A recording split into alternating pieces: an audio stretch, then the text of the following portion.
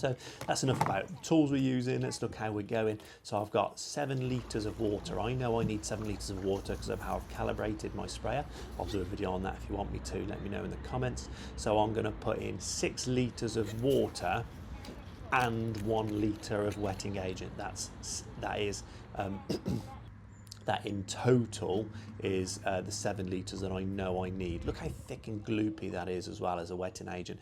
Spraying any kind of liquids can be quite underwhelming compared to granular, because you don't see it. It just feels like, oh, but you must trust the process when you're applying. Don't over apply, under apply.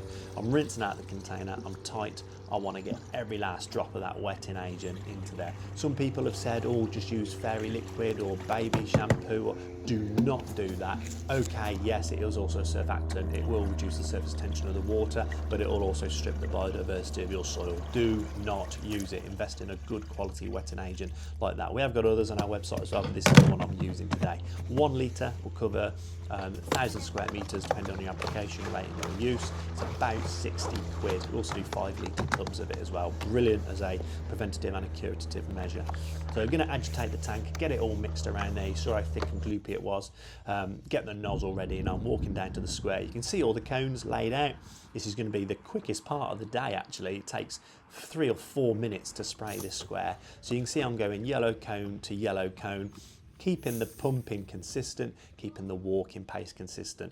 Trust the process. Like I say, it's really underwhelming applying liquids. Really good thing to do is to practice with things like wetting agents and seaweed, where you can't scorch the surface, you can't burn, so you'll get used to how fast you need to walk. Again, don't do it on a really breezy day, because you're just going to miss the target, especially if you're using pesticides. Look, remember, you need your PA1, PA6 if you're going to be spraying pesticides commercially. You can see that 2 metre swath again coming up now. Yeah, brilliant. So it's all over the square.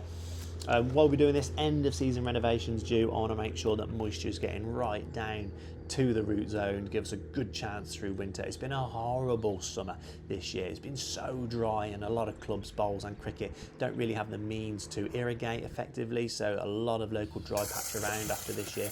And there you go, I've literally got to the end, and there I've just run out. Perfect timing. I'm pretty skilled, pretty practiced on that now. Quick rinse out, bit of water in. Triple rinse is the gold standard. A little bit of water, rinse it out. One thing you do need when you've applied a wetting agent is a lot of water to get it down. No issue there. We've got an almighty storm coming in this afternoon. So this is me just rinsing through the hoses. Look at the swath. Just want you to see how much swath you can get there. And then I'll be back in a week's time for the end of season renovation. Any questions? Give us a shout.